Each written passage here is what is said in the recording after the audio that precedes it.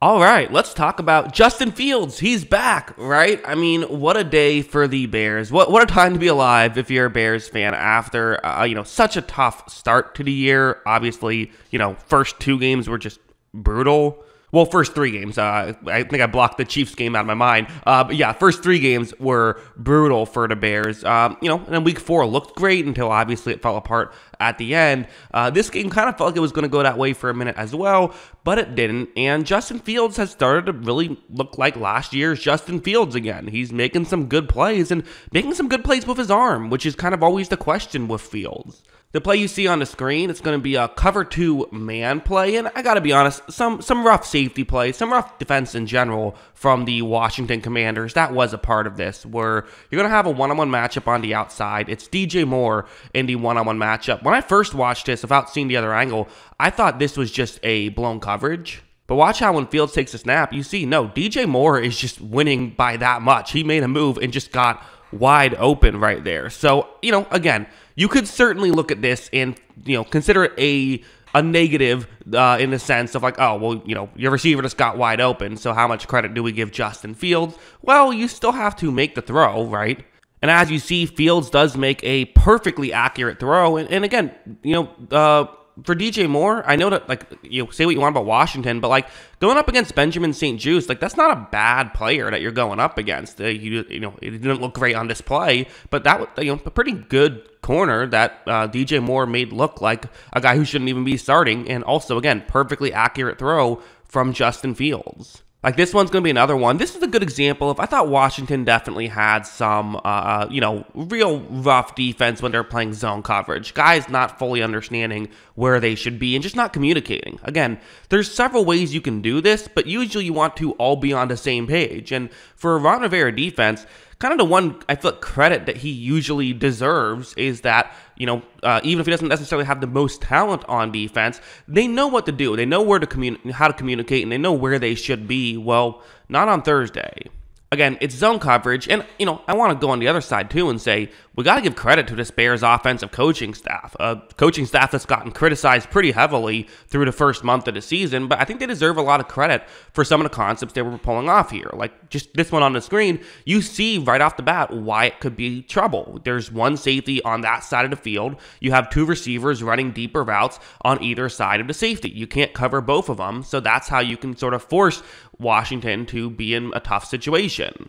As you see, Fields is going to take the snap. Fields is going to, look up, and he's already in the throwing motion, but you see why this is such an issue for Washington. I mean, they have three players who are essentially covering the same guy. Now, these kind of things do happen in zone coverage. It's not the end of the world, but you would like to see a little bit more communication, especially with someone who's off screen right now. Because once Fields throws over, and you see, the corner was nowhere close in that scenario. That's Kendall Fuller. These are not bad players, but they weren't playing well on these specific plays, and you have to, while criticizing them, also give the Bears credit for making them pay. And honestly, there were some missed throws in this game. This could have been significantly worse for Washington. So really good, again, bad stuff by the Commanders, but really good stuff by the Bears receivers. Fields missed some throws in this game for sure. He's a quarterback. You're going to miss throws. It is what it is. But this could have been significantly worse for Washington, I thought. And I want to go over here because I don't want to make it seem like I'm like, oh, wow, Fields just had to make the layups all day. No, he had to make some tough throws as well. This one is a good example where it's going to be a 3rd down and 6 situation. You have DJ Moore once again, who's apparently just, now he's Calvin Johnson 2.0, I guess, at least when he's playing the Commanders he is, because he was amazing in this one. But, this concept, fake as though you're running a slant route, then instead go towards the, corner of the end zone. Hopefully you can get open there. Fields is going to take the snap. He looks up in that direction, and it's not wide open. But again, this is kind of why they went out and got DJ Moore. There's several reasons, but one of them is because last year when guys weren't really getting a ton of separation, basically Fields had to run with the football. In a situation like this, he now has another option. He can say, you know what, I'm going to push one down the field and see what happens. And to be honest, I like that we're seeing this from Fields. While people are brought up the designed runs with Justin Fields, and I get why that's getting brought up in this game, because that is something that just feels so obvious. To me, I feel like part of his issue was relying too much on the run and not making the throw when you should make a throw. He has a cannon for an arm. Like, trust that. And as you see, look at the accuracy on this. There was some pressure for Fields, but he still puts that one right on the money. That's a great throw, again, on Fuller, a good corner. I mean, this is just great stuff from Justin Fields. So this is the Fields you want to see. This is what you want to see have happen. And again, while it helped that, in certain situations, there were other plays when he had to make tough throws, and he made those tough throws. In many ways, those were kind of the difference in this game, I thought. Like, this one's another one where it's going to be a 3rd down and 2. This is a huge play in the game. I mean, look at the, score. So look at the scoreboard here as the Commanders just missed a field goal that would have made it a 7-point game. But the game is not over necessarily. I mean, Washington has 2 timeouts and a 2-minute warning. If they can get a stop here, march down the field in 2 minutes, get a field goal, and then, get a 3 and out, and then you have another drive to try and win it. You're in a tough spot. There's no denying that. But the game is not over. But if you get a 1st down, it's still not technically over, but it's basically over at that point. So for Washington, they're in many ways worried about the Justin Fields run. And this is something we talk about, right? Is Fields' rushing ability is going to make it easier for him to throw the football. It doesn't make it easy, though. And with a one-on-one matchup on the outside, that is where Fields is going to look with the football, for sure. It's going to be, DJ Moore going up against Kendall Fuller once again. So, again, people talk about Emmanuel Forbes was so bad he got benched. Yes, that did happen. That's very true. At the same time, that wasn't what the Bears beat up on in this game. DJ Moore was the guy who went off, and, Forbes, I didn't see him at all, hardly ever on DJ Moore. They were putting their best corner on Moore. Watch as Fields takes the snap. He's going to look in that direction. You see that Moore, cuts back in.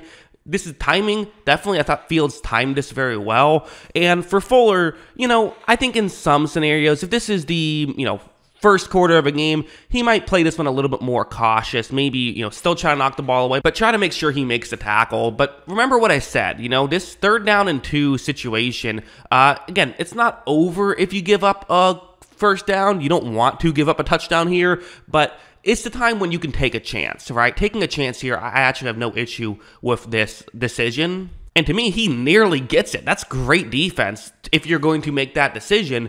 It just wasn't quite good enough because it was a great throw and great catch from DJ Moore. Moore went the rest of the way for a dagger touchdown, and that was all she wrote. That gave the Bears the victory there. So this is the type of stuff you were hoping to see from Justin Fields going into the season. And I think about, if the first 2 games of the season were the Broncos game and then this game, we'd be going crazy about how Justin Fields is, all the way back. One thing I talked about after his rough start last year, and part of why I said I'm not willing to give up hope quite yet, is because he did the same thing last year. If you remember, he did the same thing last year. He had a really rough start, and then once got kind of past that point, right around this part in the season, he started playing a lot better. Maybe he just starts slow. I'm not sure exactly.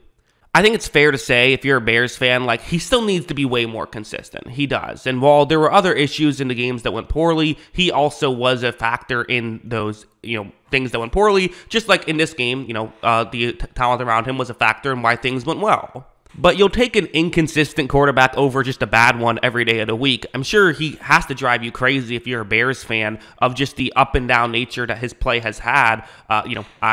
As a Buccaneers fan, went through it with Jameis Winston. He'd have one game where you're convinced he's a superstar, and then one game where you're convinced he doesn't belong in the league. But again, just because it didn't really work out with Winston doesn't mean it's not going to work out with Fields. It certainly could, and if he keeps playing like this, it probably will.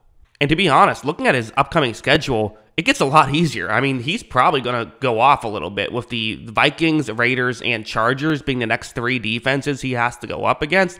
I wouldn't be shocked at all if people are ready to, give him MVP buzz after that, given how his, how it worked, how he typically plays against bad defenses. So yeah, interesting stuff. But those are my thoughts with Fields. What are yours? Let me know in the comments below. Always love hearing from you. And of course, as always, thanks for watching.